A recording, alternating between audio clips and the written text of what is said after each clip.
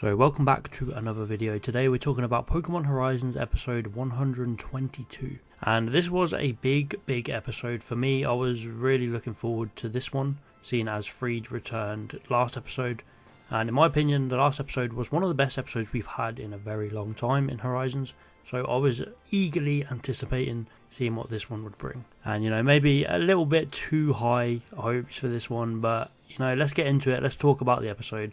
So we learn all about where Friede has basically been for this last year, for this year time skip. So he survived the fall.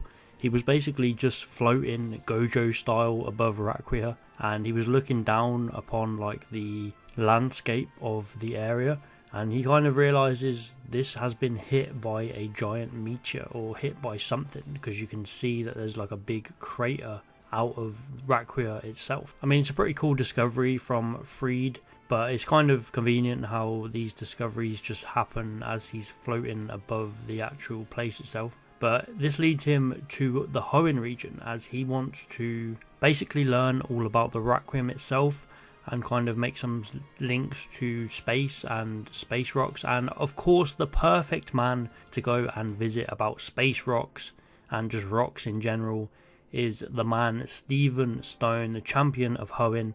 A very small cameo in this episode, as we all pretty much expected from them preview images, but still nevertheless really cool to see a returning character from the Ash era. I mean, it's mad that Friede is sat here chatting it up with this guy, and not that long ago Stephen was battling Ash Ketchum himself in the World Championships. And in my head, this is the same continuity, these are the same characters. I'm just going to go with that for now, although we've had no real confirmation. But I think with all the characters that we've now kind of been seeing, like Luca and Steven, I think it's pretty much leaning towards it being in the same sort of universe. So I mean, it is very cool that we can look back to the Ash anime and say, yeah, Steven, the guy who battled Ash, is now talking to Friede, which is a cool little thing to have. We don't really see much of Steven in this episode. Obviously, Steven confirms that the Requiem rocks look like they are from space, which leads Friede to the Moss Deep Space Center.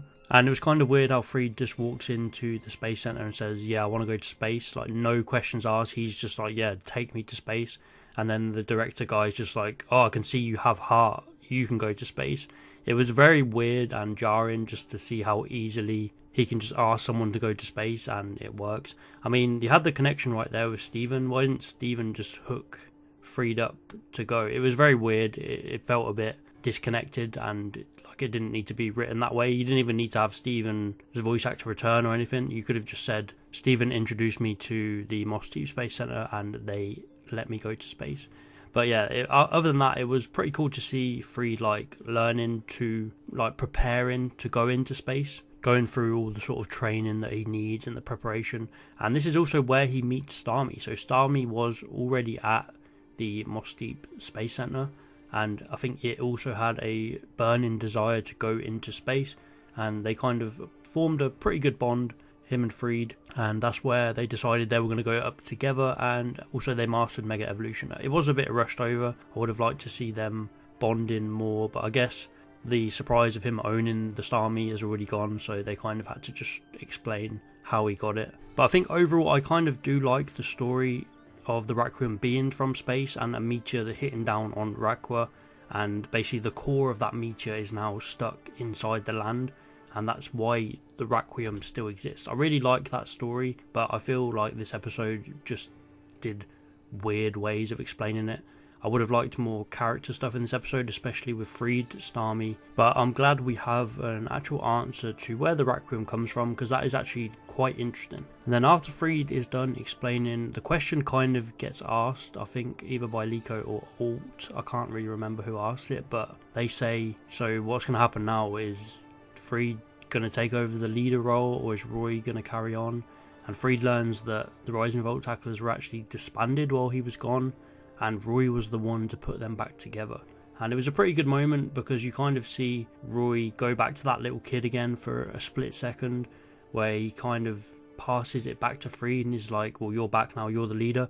And Friede obviously isn't just going to say, yeah, I'm back, I'm going to take up the mantle again. Friede kind of starts to question Roy's resolve, like where's his confidence? He's done this, he's put all of this back together, he should be the one to lead them going forward, and Roy should be more confident in that. So that was a pretty good moment in this episode, and it obviously turns into a battle. There was a bit of a cut moment where it just cut to them on the battlefield, which was so jarring again. I feel like another couple sentences or some conversations were needed, but basically Friede is challenging Roy, and if Roy loses, the Rise and Revolt tacklers are disbanded. I don't think in any world they would have been disbanded even if he did lose, but it's sort of a test of Roy's resolve. How strong can he be? How confident is he to keep this crew together? Friede wants to test him to see that, basically. And I've been looking forward to this one, Friede versus Roy. It's a battle that we haven't really had. It's one that we've all been looking forward to since the start of the series, because Roy's Fuecoco always looked up to Charizard, and we are finally getting that clash now that Fuecoco is a fully evolved Skeledirge. And I was pretty disappointed, if I'm honest. The animation was pretty poor. I think it has been for the most of the battles recently, but I felt like this one just needed something, like put a bit more effort into this one. It was very predictable. It mainly started off with Charizard just being quite quick, dodging all of the attacks, flying around, making use of Skeledirge and its heavier body now. But I don't feel like much really happened. Skeledirge learned Torch Song, which I think everyone expected since he didn't learn it in the battle that it evolved in.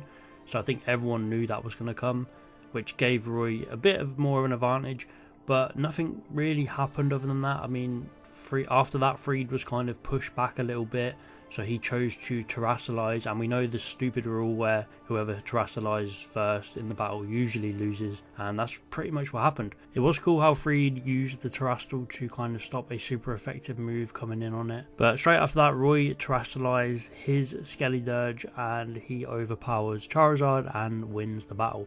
And it was kind of like a flamethrower on flamethrower. I can't say I'm a big fan of the two attacks clashing. I feel like we see this so much now in Horizons. Just give us a bit of something else. Give us some variety.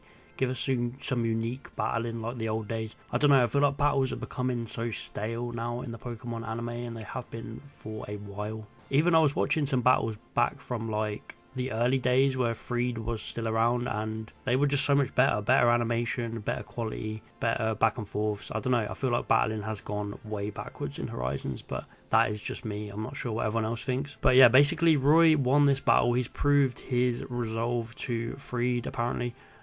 So now Friede can basically leave. Friede is leaving again, and I was pretty disappointed by this, I can't lie. I mean, we've been waiting for this man to come back for so long, and he is just dipping again. He's going back to the Moss Deep Space Center for some reason to speak to someone. Not sure why. I guess he did use their space shuttle and stuff, so he probably needs to clear up some technicalities, but I mean, this would take like 5 minutes. I hope he isn't like gone for another 20-30 episodes. I hope he returns again soon.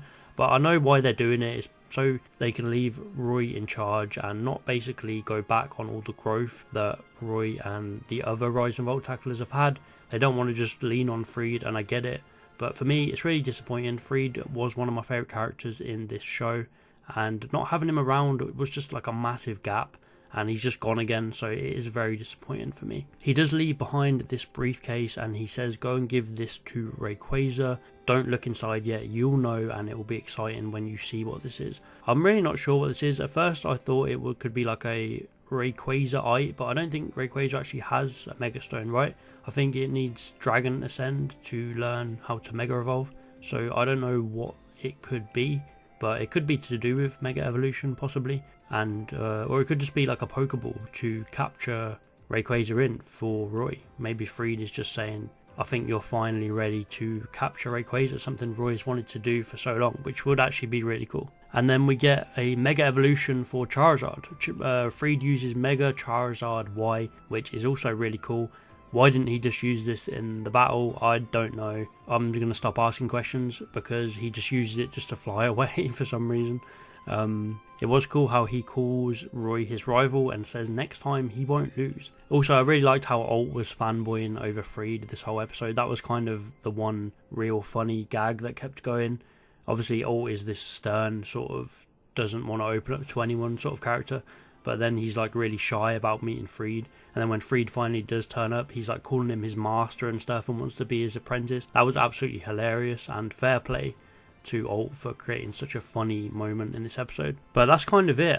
Friede is gone and we are carrying on with this adventure. I'm not really sure what is next. We've got a weird sort of petulant episode coming up next, the Mochi Mayhem sort of stuff going on. So yeah, I've got no idea what's going to happen now. I guess we just carry on trying to gather all these 6 heroes again, the 18 types, so they can finally get rid of the Requiem.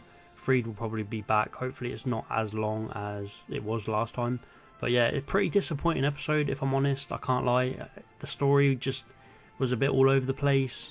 Certain things written in a way that just could have been better. I feel like last episode set my expectations so high because it was such a good episode, so many good character moments and emotional moments, but this one just went straight back down again. I feel like they dropped in quality again here. The writing wasn't up to par. The battle itself was really bland, poor animation, not really much action going on, just kind of who can do the bigger flamethrower, which is just really basic and just boring to me. There is some positives. I mean, I liked the whole Mega Starmie stuff. Again, I did wish that was more fleshed out, but it was cool to see how they met, and it was cool to see where the Requiem actually comes from. It comes from space and a meteor hitting down, which is a cool storyline, but there was too many negatives for me in this episode. I feel like I'm being quite down on it. There was still some positives and fun vibes, but overall I'm kind of mixed. I'd say it was decent. It wasn't terrible, but it wasn't great either.